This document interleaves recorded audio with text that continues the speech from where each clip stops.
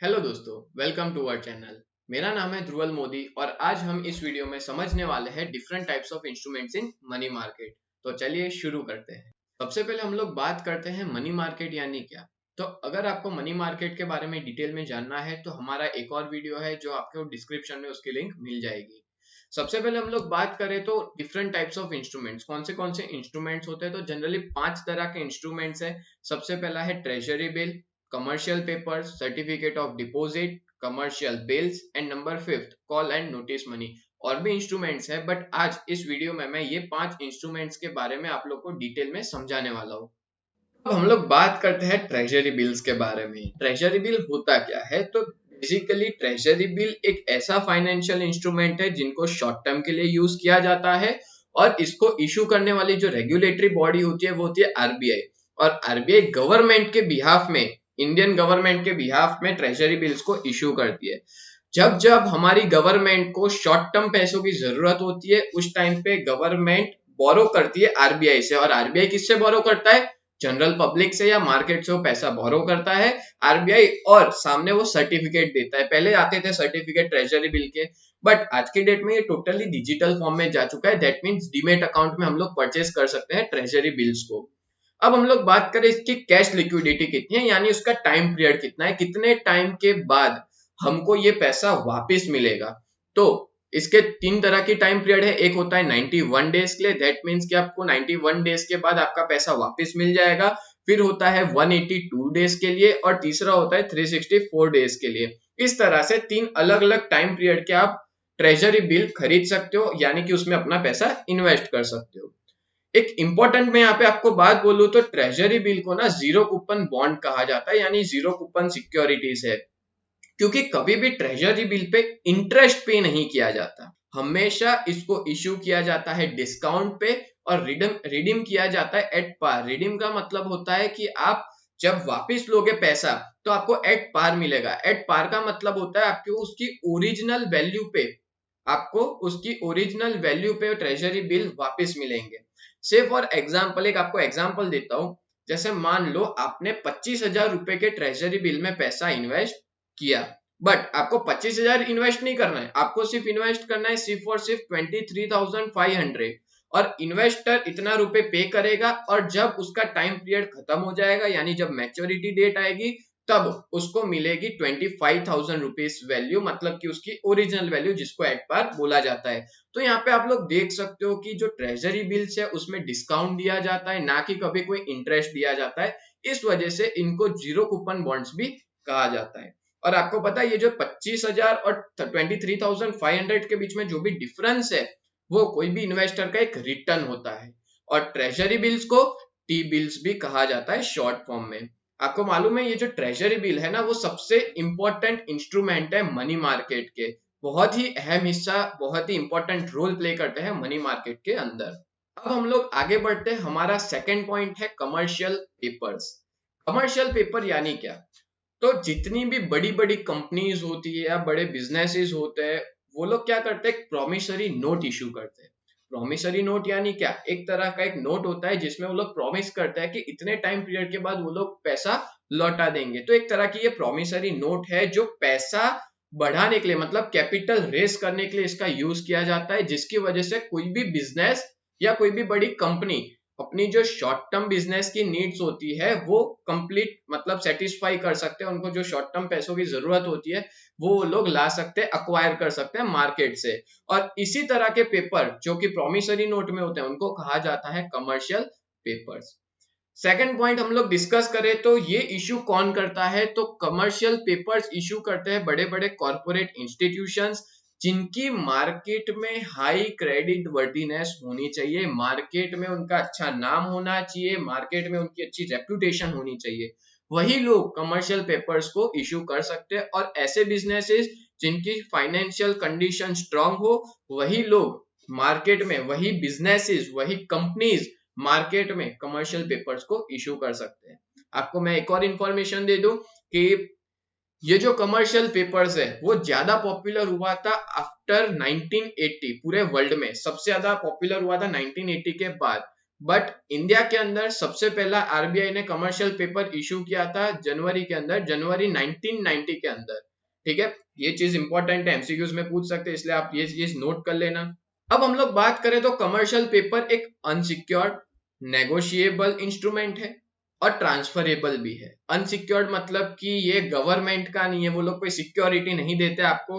ठीक है, कि अगर हम लोग पे नहीं कर पाए तो आप ये रखो, ये एसेट रखो, इसको आप बेच दोगे, उसमें ऐसा कुछ भी नहीं होता। इसलिए ये अनसिक्योर्ड होती है। नेगोशिएबल इंस्ट्रूमेंट्स यानी इसमें हम लोग चेंजेस कर सकते हैं, बदलाव कर सकते हैं। और ट्रांसफरेबल मतलब कि अगर मान लो मैंने कमर्शियल पेपर लिया है तो मैं किसी मेरे फ्रेंड को दे सकता हूँ, कोई मेरे कलीग को दे सकता हूँ, तो ये ट्रांसफरेबल भी है। अब हम लोग इसके टाइम पीरियड की बात करें तो इसका मिनिमम टाइम पीरियड होता है 7 डेज और मैक्सिमम टाइम पीरियड होता है 1 ईयर। और इसकी रेगुलेटिंग बॉडी कौन है? इसको रेगुलेट किया जाता है आरबीआई के द्वारा। कमर्शियल पेपर्स होता है उसको मिनिमम 5 लाख रुपए इसकी अमाउंट होती है कि 5 लाख या तो 5 लाख से मल्टीपल ये इश्यू किए जाते हैं। और इसमें भी सेम चीज होती है, ये इसको भी डिस्काउंट के साथ इश्यू किए जाते हैं।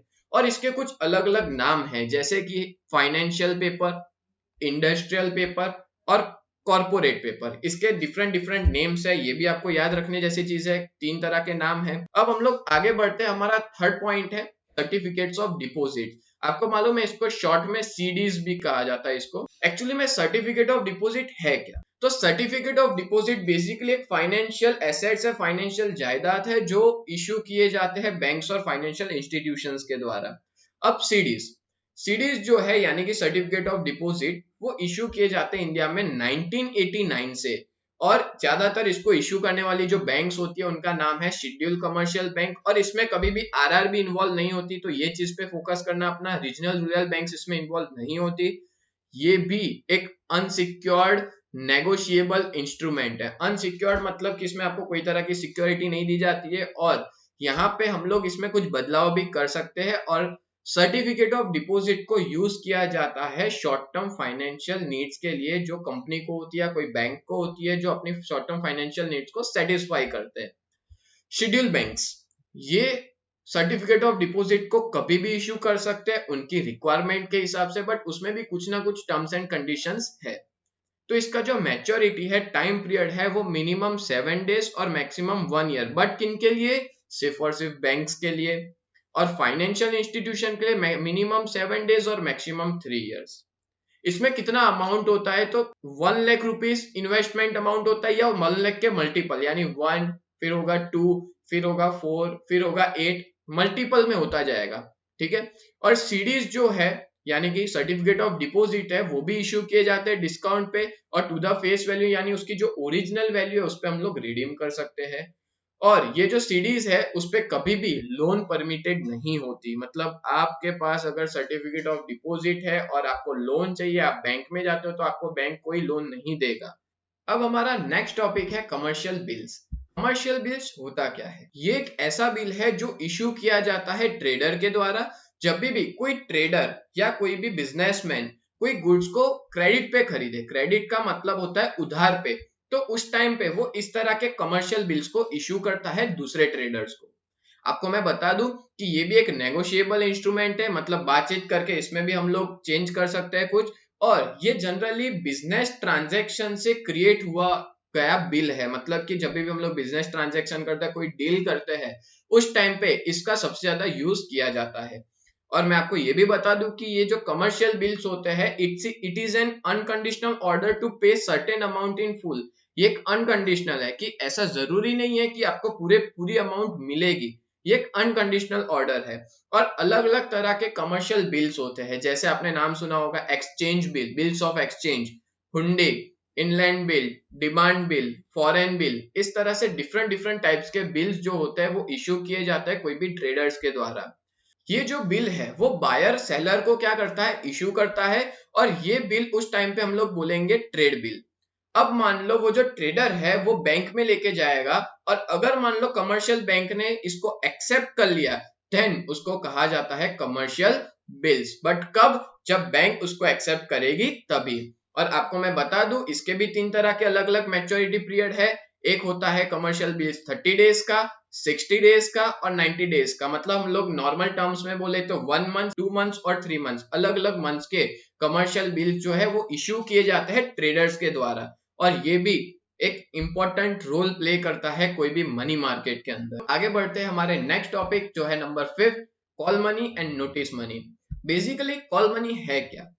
ये एक ऐसा मनी है जो एक ऐसा पैसा जो बोरो किया जाता हो, और लैंड यानी होता है लोन दिया जाता हो, सिर्फ और सिर्फ एक दिन के लिए, उसको हम लोग कहते हैं कॉल मनी। और इसके अंदर जो भी ट्रांजैक्शन किया जाता है, जैसे मैंने बताया, सिर्फ और सिर्फ एक ही दिन के लिए इसमें ट्रांजैक्शन होते हैं। और ज्यादातर ये जो ट्रांजैक्शन किए जाते हैं वो मोस्टली बैंक्स इन्वॉल्व होती है इसमें। इसलिए आपको पता है इसमें जो भी पार्टिसिपेंट्स होते हैं कॉल मनी में वो ज्यादातर बैंक्स होते हैं। इस वजह से इसका एक और नाम है जिसको कहा जाता है inter bank call money market. तो आप लोग ने कभी सोचा है कि ये बैंक क्यों एक दिन के लिए पैसा लेती है? एक्चुअली में ये पूरा इंपॉर्टेंट रोल प्ले करता है इसमें CRR, जिसको कहते हैं कैश रिजर्व रेशियो। आरबीआई की गाइडलाइन के हिसाब से हर एक बैंक को एक पर्टिकुलर परसेंटेज ऑफ कैश अपने पास मेंटेन रखने होते हैं। और जब जब आरबीआई ये अपनी चेकिंग चालू करती है, ऑडिट करती है, और मान लो अगर बैंक के पास उतना पैसा नहीं है, तो एक बैंक क्या करती है, दूसरे बैंक से पैसा लेती है। दैट मीन्स कि जो बैंक के पास एक्सेस कैश है वो बैंक दूसरी बैंक को पैसा देती है। जैसे मान लो एक एग्जांपल लेते हैं, बैंक ऑफ बड़ौदा, उसको पैसे की जरूरत है, उसके पास कैश की एक्यूट शॉर्टेज है, तो वो एसबीआई के लिए सिर्फ 1 या 2 दिन के लिए क्या करेगी, पैसा बोरो करेगी, और थोड़े टाइम बाद वो, मतलब 1 डे के बाद वो तुरंत लौटा देगी। तो ये जो पूरे शॉर्ट टर्म पीरियड का जो लोन होता है उसको बोला जाता है कॉल मनी। और आपको पता है इस पे जो इंटरेस्ट लेती है बैंक उसको बोलते हैं कॉल मनी रेट। सेम चीज है नोटिस मनी में भी, बट नोटिस मनी में टाइम पीरियड थोड़ा ज्यादा होता है, 2 to 14 डेज का टाइम पीरियड होता है, और हम लोग इसको इसलिए नोटिस मनी कहते हैं। और आपको मैं एक और इंपॉर्टेंट बात बता दूं कि कॉल मनी और नोटिस मनी दोनों ही चीज पे कोई तरह की मॉर्गेज नहीं होती, यानी कि कोई भी चीज गिरवी नहीं रखनी पड़ती। इसमें हम लोग सीधा पैसा ले सकते हैं और after completion of the maturity या टाइम पीरियड खत्म होने के बाद हमको तुरंत लौटा देना पड़ता है। तो आज हमने इस वीडियो में total 5 different types of instruments cover किए हैं। अब हमारी जो नेक्स्ट वीडियो आएगी उसमें हम लोग कैपिटल मार्केट क्या होता है, उसके अंदर जो उसके 2 टाइप्स है, प्राइमरी मार्केट, सेकेंडरी मार्केट क्या होता है, उसके बारे में समझेंगे। तो तब तक आप सभी लोग हमारे साथ जुड़े रहिए और हमारे चैनल को आप सब्सक्राइब कर दीजिए और अपने फ्रेंड्स के साथ इस वीडियो को लाइक और शेयर कर दीजिए। तो मिलते हैं हम लोग नेक्स्ट वीडियो में, तब तक के लिए bye and thank you so much.